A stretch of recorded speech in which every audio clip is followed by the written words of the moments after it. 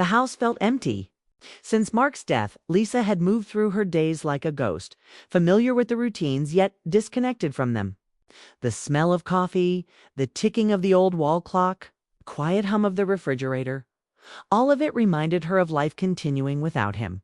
She often found herself staring at the walls, imagining his laughter or the way he would shake his head at something trivial. And the silence that followed was almost unbearable. Michael, her stepson, had retreated into his art. He had always been close to his father, sharing late-night conversations about painting, photography, and the little details of life that mattered. Now, after the funeral, he spent hours in the small studio he had inherited from Mark. The room was filled with canvases stacked in corners, brushes soaking in jars of water, and the faint smell of paint.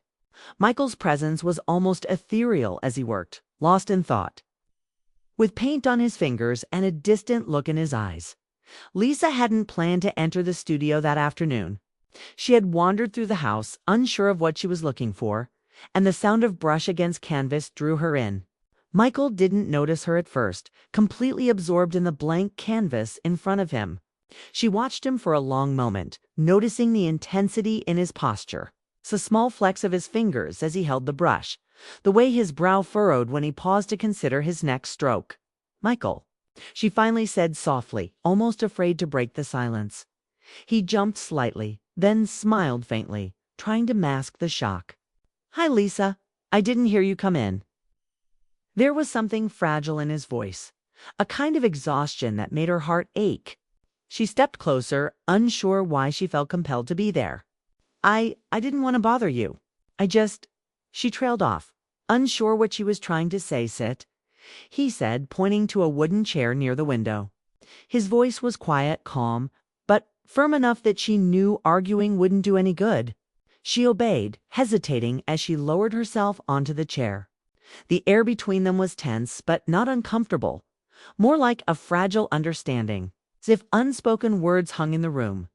Michael began to sketch almost immediately.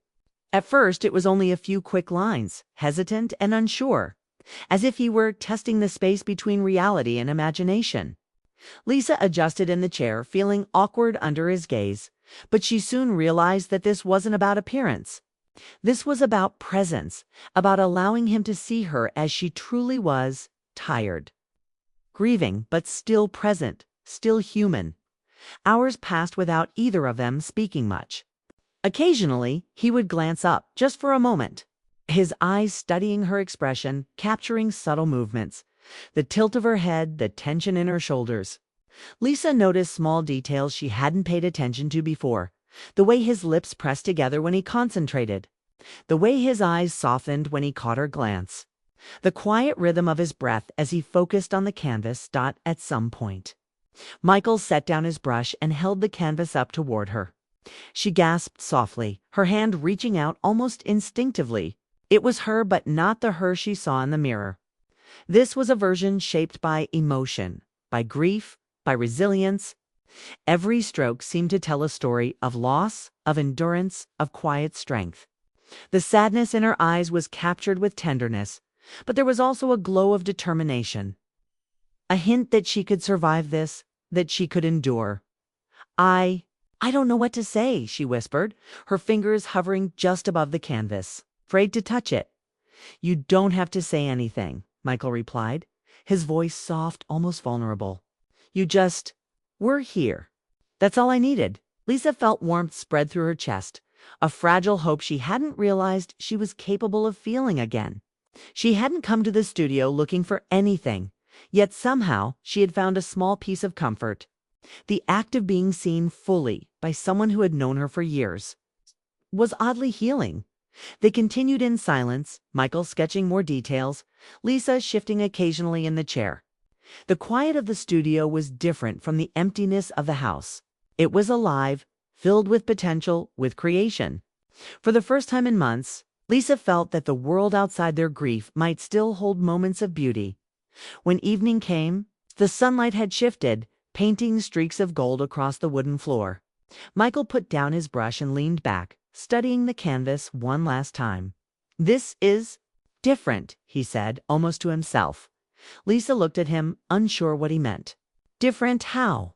It feels alive, he admitted. Like it's not just a picture. It's everything I feel when I see you. Everything I can't say. Her throat tightened and she swallowed hard. I don't know if I can be that for anyone, she said quietly. Not right now. You already are, Michael said simply. There was no pressure, no expectation, just honesty.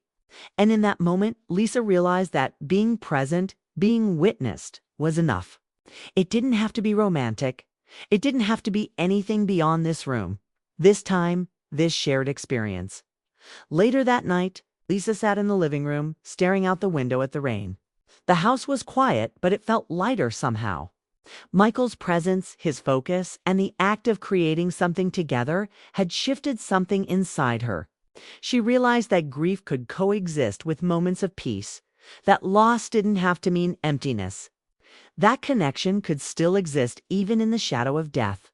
She thought about her husband, Mark, and how proud he would have been to see his son carrying on his passion, honoring life through art. And she thought about Michael, how deeply he cared, how he expressed himself through the brushstrokes, how he saw not just her face but her spirit as she prepared for bed. Lisa felt a small sense of anticipation. She wasn't sure what it meant, this feeling of hope, this spark of light in the darkness. But she knew one thing. She would return to the studio.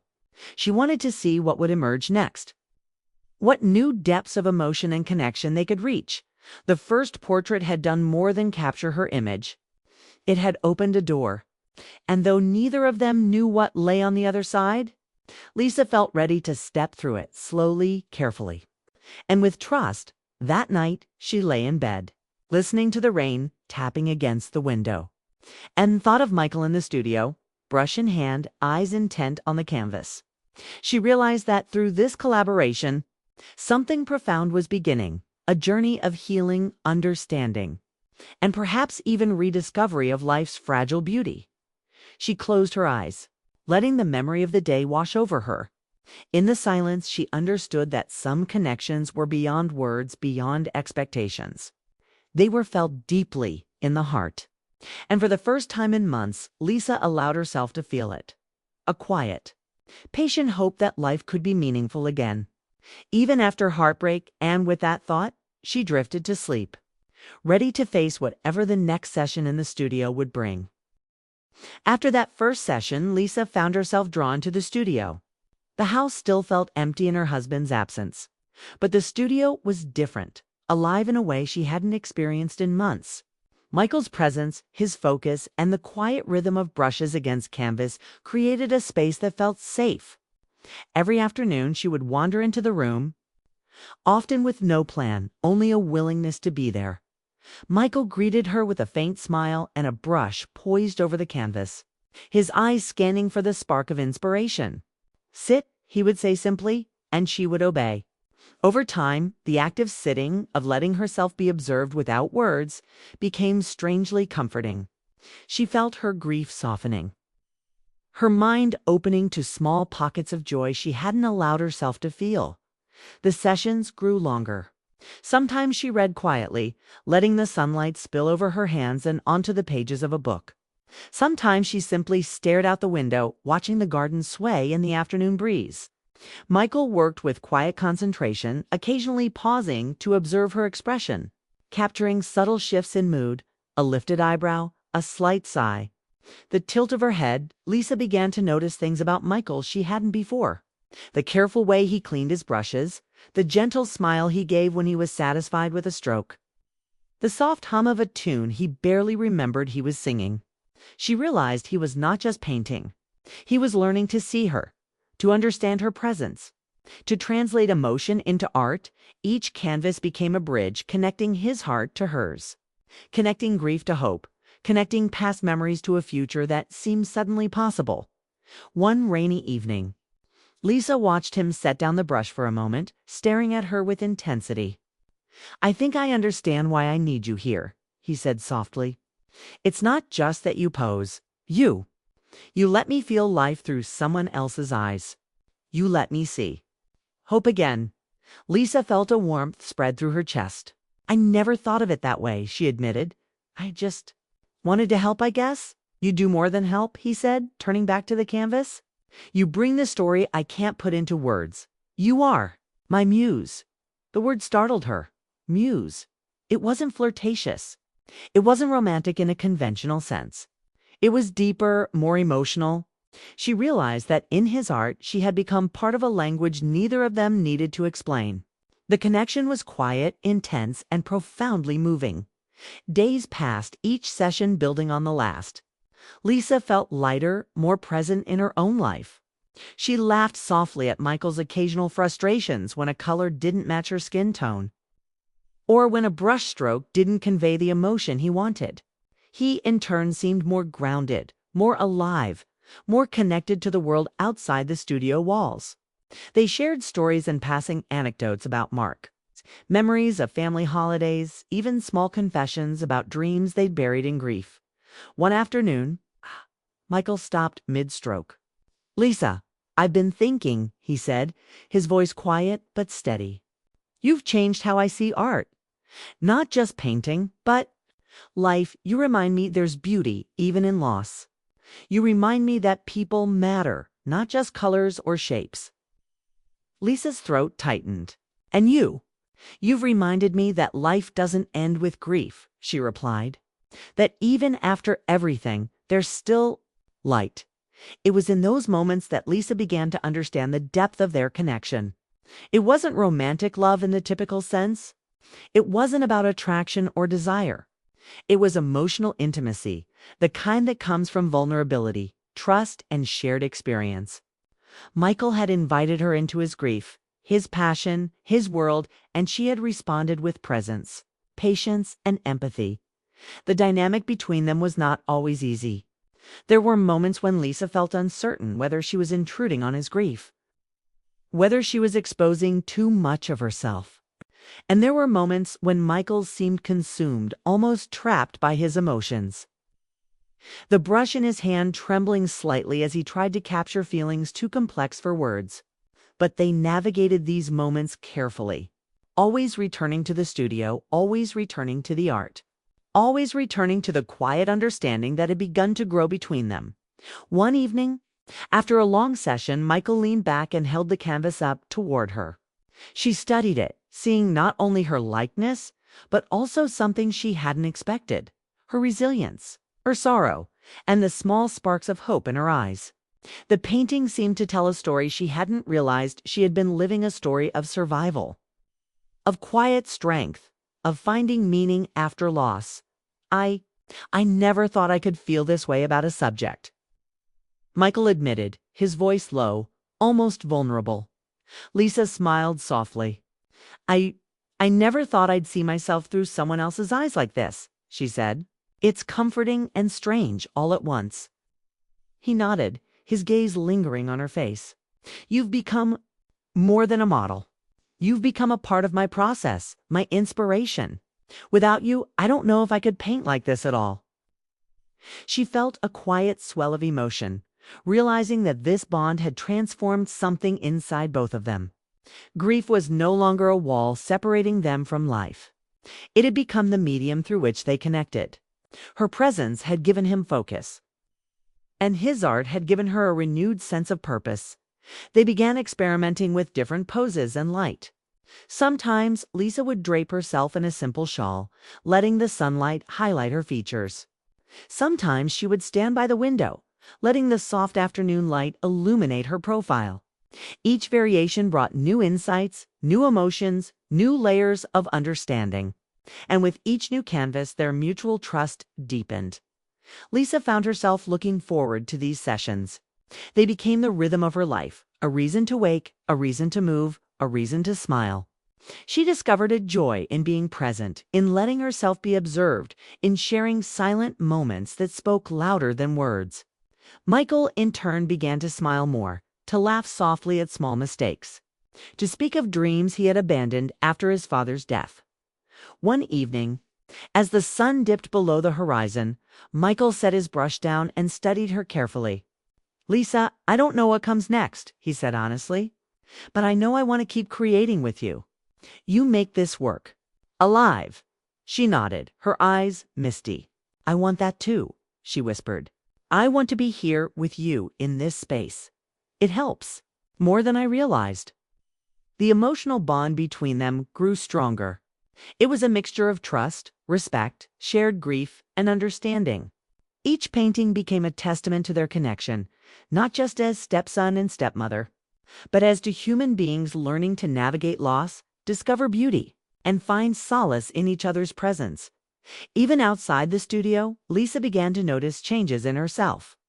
She walked through the house differently, noticing the small details her husband had loved. She laughed quietly at memories, no longer trapped in sorrow. And when Michael spoke of his art, of his struggles and triumphs, she felt a renewed sense of purpose. They were teaching each other, healing each other, inspiring each other, a dynamic built on empathy, creativity, and emotional honesty, one stormy night. The studio lights cast long shadows across the walls, the sound of rain tapping gently on the roof. Michael stepped back from the canvas, his eyes reflecting both exhaustion and satisfaction. Lisa, this is the best I've ever done, he said quietly. She stepped closer, studying the painting. It wasn't just her face. It was the story of her journey, the pain, the hope, the endurance, the resilience. It's beautiful, she said softly. But it's more than me. It's life itself. Yes, Michael agreed. It's everything we've been through. It's everything we've survived. And it's everything we can still be. As she left the studio that night, Lisa realized something profound through art, through presence, through shared emotion. They were building a sanctuary, a space where grief could coexist with hope, where loss could transform into creation, where connection could transcend pain. And she knew without doubt that tomorrow she would return. Ready to explore the next chapter of this journey with Michael, they had become partners in creation, in healing, in rediscovery. And though the path ahead was uncertain, Lisa felt a quiet courage stirring inside her. With each brushstroke, each glance, each shared silence, they were not just painting. They were building a new life together, one filled with understanding, compassion, and the quiet beauty of human connection. The studio had become more than a room. It was a haven. And in it, Lisa and Michael had discovered something that neither expected but both needed: the power of presence, the magic of empathy, and the quiet, transformative force of shared creativity. By the time summer had fully settled in, the studio had become more than a room. It was a sanctuary. The walls, once bare and dusty, now displayed half-finished canvases, sketches pinned in corners, and vibrant colors that seemed to breathe life into the space. Lisa felt a quiet joy every time she stepped inside, as though the room itself recognized her presence. She and Michael had developed a rhythm, a silent understanding that transcended words. She would sit, sometimes reading, sometimes simply being, and he would paint, translating emotions into strokes of color. Over the weeks, Lisa noticed changes in herself. Her grief, though still present, had softened. She no longer felt trapped by the shadows of her husband's absence. There were moments of laughter now, quiet smiles shared over small victories. In Michael's work, and an emerging sense of purpose that had eluded her since Mark's passing. She discovered that healing wasn't about forgetting the past, but about allowing it to coexist with moments of connection and creation. Michael's transformation was equally profound. He had always been talented, but now his work carried a depth and honesty that hadn't existed before. His canvases told stories of emotion and resilience, not just technique.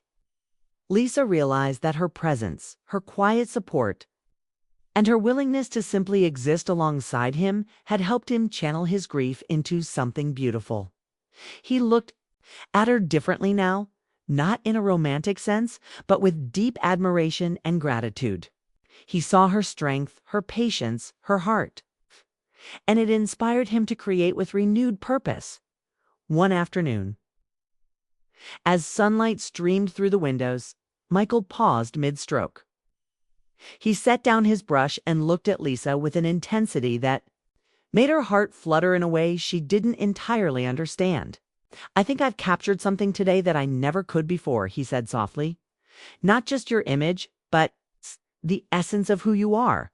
The strength, the grief, the hope. It's all here." Lisa stood, moving closer to the canvas. She studied it carefully. It was more than a portrait. It was a story. Each stroke of paint seemed to pulse with emotion. She could see herself reflected not just as a widow or as someone navigating loss, but as a woman who had endured, who had adapted, who had begun to rediscover joy and connection. The depth of Michael's perception left her breathless. "You've made me feel seen," she said quietly, her voice thick with emotion. "Not just my appearance, but everything I've been through." "That's because you've allowed me to," Michael replied. His words carried a weight that made Lisa realize how much trust had grown between them. Their connection had evolved into something rare, an emotional intimacy rooted in understanding, empathy, and shared vulnerability. From that day forward, their sessions became even more immersive. Lisa experimented with different ways of sitting, different lighting, different expressions. She explored moods she had not allowed herself to feel in months: quiet happiness, reflective melancholy, a tentative hopefulness. Michael captured it all, not for recognition or acclaim, but because the process itself was transformative.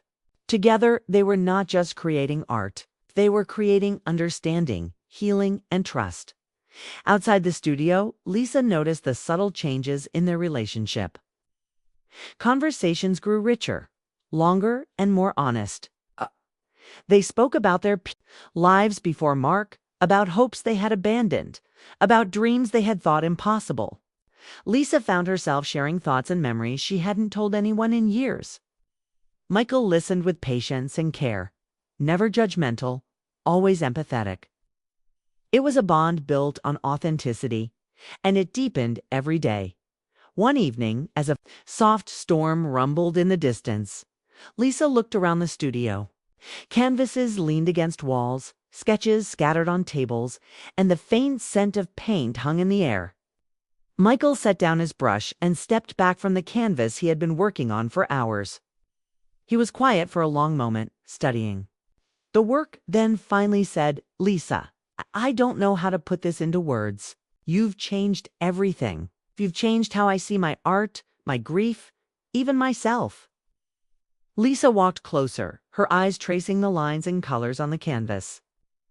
"You've changed how I see myself too," she said softly. "Through your eyes, I see someone who is still capable of living, of feeling, of being." Michael nodded, and for a long while, neither of them spoke. They didn't need to. The studio, the art, and the connection between them communicated everything words could not. They had found a quiet understanding, a partnership of souls where sorrow and hope coexisted. As the days passed, their bond only strengthened. Lisa found herself looking forward to the sessions with anticipation. They were a refuge from the world, a place where grief could transform into beauty, and where creation could coexist with memory. Michael, in turn, poured himself into his work with newfound focus, inspired not just by technique, but by the presence of someone who truly understood him. One afternoon, Michael paused mid-brush and turned toward her. "Lisa, I feel like we've created something more than art here. We've created a space where we can both be ourselves, without fear, without pretense. And I don't want this to end." Lisa smiled, feeling a sense of calm settle over her. "It doesn't have to end," she said. "We can keep building this together." In that moment, the studio became more than a place for painting. It became a symbol of their journey, a journey from grief to healing, from solitude to connection, from loss to a rediscovery of life's fragile beauty. Each canvas they completed was a testament to their shared resilience, their empathy, and the quiet power of human connection.